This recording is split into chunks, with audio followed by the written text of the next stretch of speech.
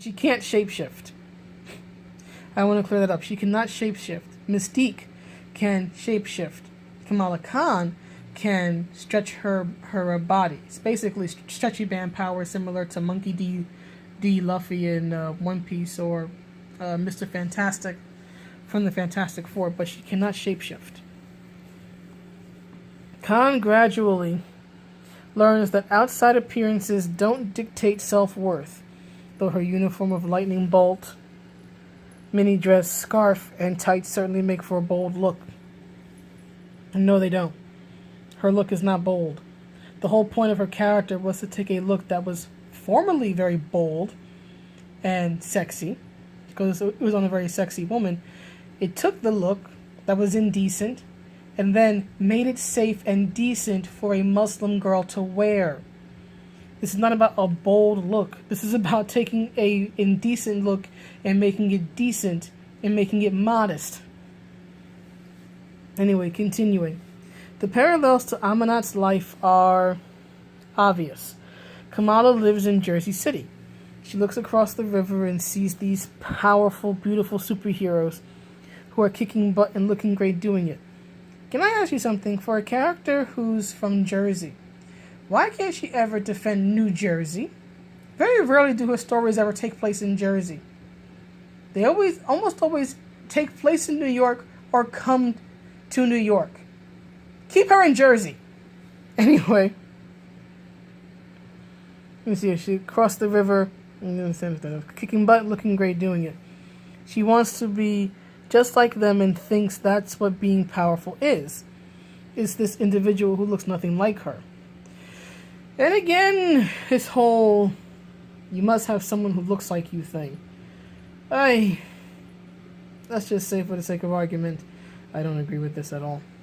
A hero doesn't have to look like you to be relatable. Hell, a hero doesn't have to be relatable. I don't relate to She-Hulk in any form, but she's fun to read about. That's all you really need. Says Amanat. It's important that we find a way to cultivate our own strength and formulate that identity on our own terms. The story of Kamala Khan is very much about that. Oh, really? Oh, really? If the story of Kamala Khan is about cultivating our own strength and then formulating it to create our own identity on our own terms, then why is Kamala still, years later, after having a falling out with Carol Danvers, why is she still using a superhero name that is best associated with a blonde-haired, blue-eyed white woman? Why hasn't she, 6 years later, come up with her own superhero name that is distinctly Kamala Khan? Tell me, Sana, G. Willow Wilson, Saladin Ahmed, can y'all tell me why she's still using a name associated with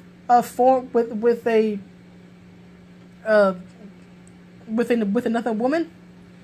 A name that is not her own?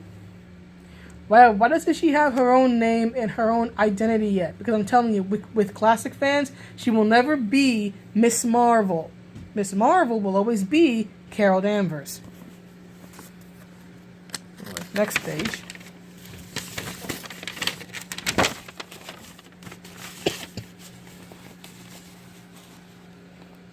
The idea of building and reclaiming strength has been a focal point for Marvel's female superheroes during Amanat's tenure. Have you really built or reclaimed the strength of female superheroes? I don't believe so. I mean, again, I've been reading comics for years. I think it's pretty obvious that I am a huge Chris Claremont fangirl, and Chris kind of specialized in writing strong female women. Look at Jean Grey. Look at Storm. Very, very powerful women. I would like to see a strong female hero from Sana Amanat, or from, G.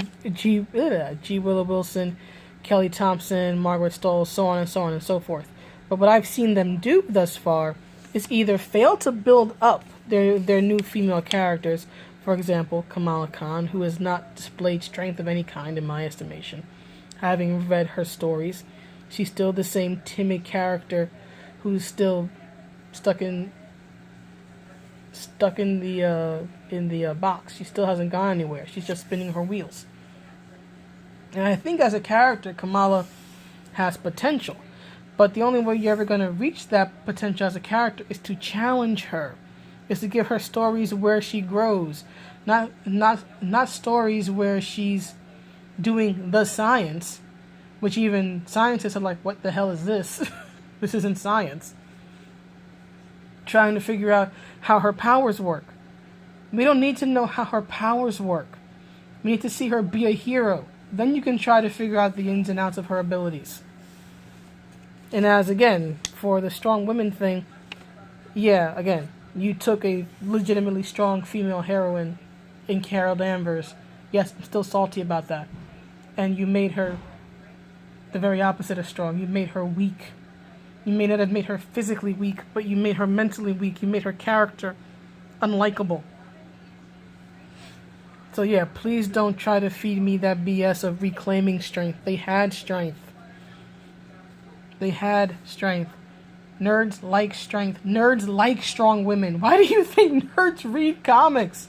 One of the biggest appealing things to, at least in my experience, to nerdy guys is a strong, confident woman. And you took that away. Anyway, she and her team have ditched the male gaze-driven approach, shaping the presentation of Marvel's women to reflect their inner power. Really? No, I don't believe you there. Are you trying to say that deep inside, Carol Danvers was always a nutso-fascist? Is that it? Starting with Carol Danvers. See, my harping on Carol makes sense. They mention her here. The iconic Miss Marvel, she's not an icon. Stop with that. They gave characters the cosmic equivalent of wardrobe makeovers. Yeah, that's nothing new. Plenty of comic characters over the years get makeovers. Hell, if a comic character lasts long enough, they will get makeovers in different looks. Superman had a different look in the 1990s when he was resurrected. That mullet and that black costume with the electric blue emblem on the chest.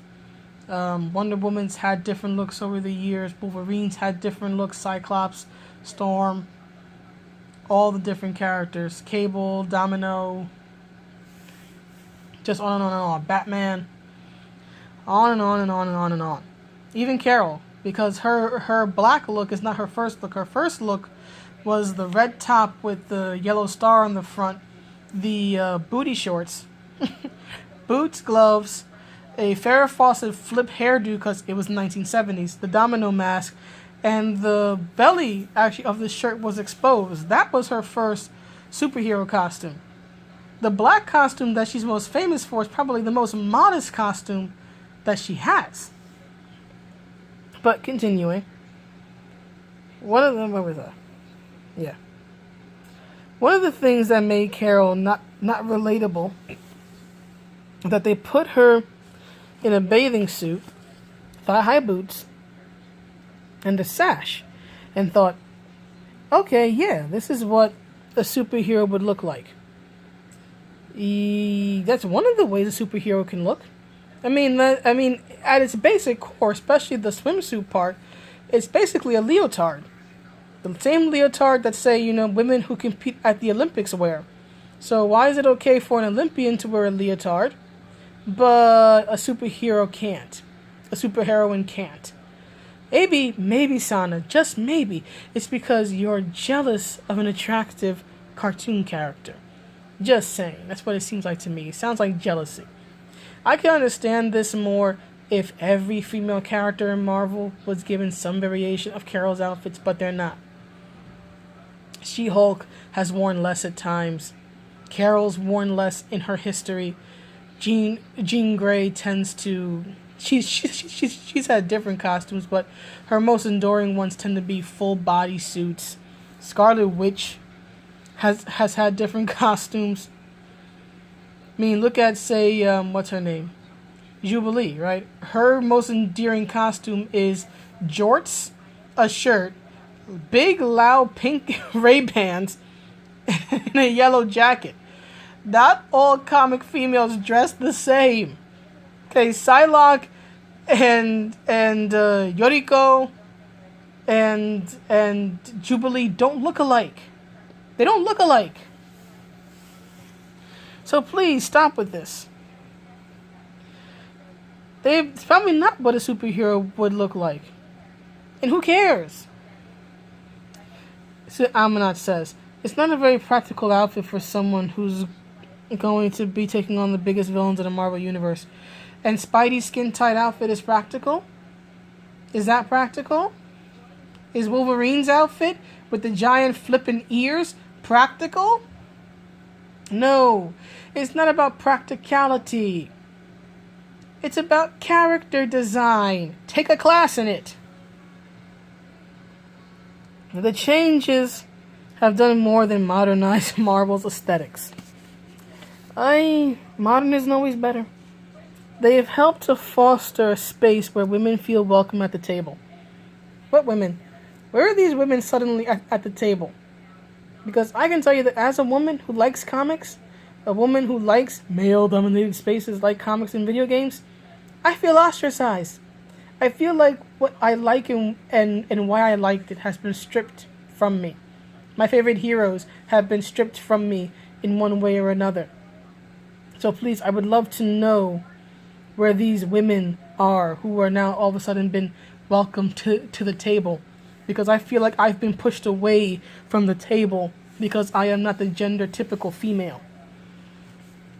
It actually was a great sign of change within the comic book industry because women started showing up to Marvel events. You mean cosplayers? Is that it? Okay. Cosplay doesn't mean that you're buying the comics or reading them. Dressing up as a character doesn't mean you're actually buying the product. Okay, Marvel never made its money off cosplay. Marvel makes its money off of comic book sales. Amanat says, for the first time, they had a superhero who was obviously one of the most powerful within our universe, but also one that was relatable. Again, with this relatability thing, I think about the only people who can probably relate to She-Hulk are probably female bodybuilders. Does that mean that only female bodybuilders can relate to She-Hulk, or that only they can enjoy She-Hulk, since they most likely are the only ones who would understand what it's like to be stronger than most of the people that you know, or most of the people you encounter? Or maybe, just maybe, She-Hulk was designed to be a character to be entertaining above all else. The changes have done more. Oh, I already covered that. We all have a responsibility to make sure that we are advocates for more and more writers to come in and start changing the landscape. Hell no, I'm not advocating for that. That's what was done for me. I had no business being in comics, but someone encouraged my voice. And you still have no business being in comics. And I hope to continue to do that with other writers. If you were hiring other writers on merit, and there wasn't this agenda that's ruining comics, I'd have no issue. But writers are not being hired on merit, or at least that's the belief is that they're not being hired on merit. The evolution of Miss Marvel from Carol Danvers, the first woman to hold the title in the 1977 debut issue, to Kamala Khan's rise from plucky teen to Avenger. Yes, she may have gone from just a regular teenager to an Avenger, but I've yet to see any significant character growth for her. That's her biggest problem. She hasn't grown. She's still stuck in the same gear, in the same stories. She hasn't gone anywhere. Anyhow, and then this is a quote from Sana Amanat. When I saw Black Panther, I've seen it twice now. Remember, this was back in March of last year. So Panther would have been out for a few weeks because the movie came out in February, because February is Black History Month. I became very emotional because I realized the impact of having that representation, because Blade never existed. But anyway, There are only 2 white guys in the entire film. Don't tell me. Akira Kurosawa was totally being progressive and forward-thinking when he hired all Japanese actors to star in Seven Samurai, right? And these really powerful, well-rounded, neat characters who all just happen to be black. That's all we're asking for, is just characters who are good and just happen to be one thing or the other. That's all we're asking for. And what that is going to signify for minorities. Here we go again with this belief that somehow one comic character is all of a sudden going to represent minorities or change something for us. Okay, Black Panther didn't end issues in the black community, okay? It's not that big. It ain't that serious. It's a popcorn film. Not just in this country, but around the world. A blockbuster film like that is going to give people, I think, a great sense of possibility. It gives people someone to dress up as for a holiday. That's what it does, first and foremost. Again, this is not a movie that's on the level of Look Who's Coming to Dinner or To Kill a Mockingbird. Okay? Again, not that serious. It's a popcorn film. And then, this was I believe a caption underneath a picture, as this quote was. And it was talking about the Secret Warriors, Marvel's diverse new generation of superheroes featuring fan favorites, Spider-Gwen, Miss Marvel, Quake, America Chavez, Squirrel Girl, and Captain Marvel.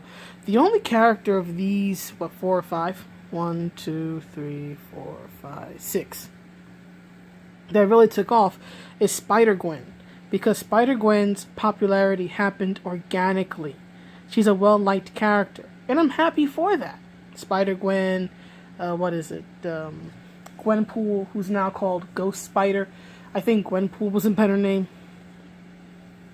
But those 2 characters took off organically. Okay, Marvel didn't have to force them down your throat and tell you to like the taste, right, to promote them. They just were appealing to readers. They had good stories. They had good writers. They were appealing characters. That's fine. That's all we want. Give us more Spider-Gwens. Give us more Gwenpools. Characters who, due to the writing and design and stories, honestly, get over with the fans, to use wrestling terms, on their own, without being forced onto readers and being told that they're the best of the best, like you keep doing with Carol, Earth's mightiest hero. You don't tell a person that. You don't say that.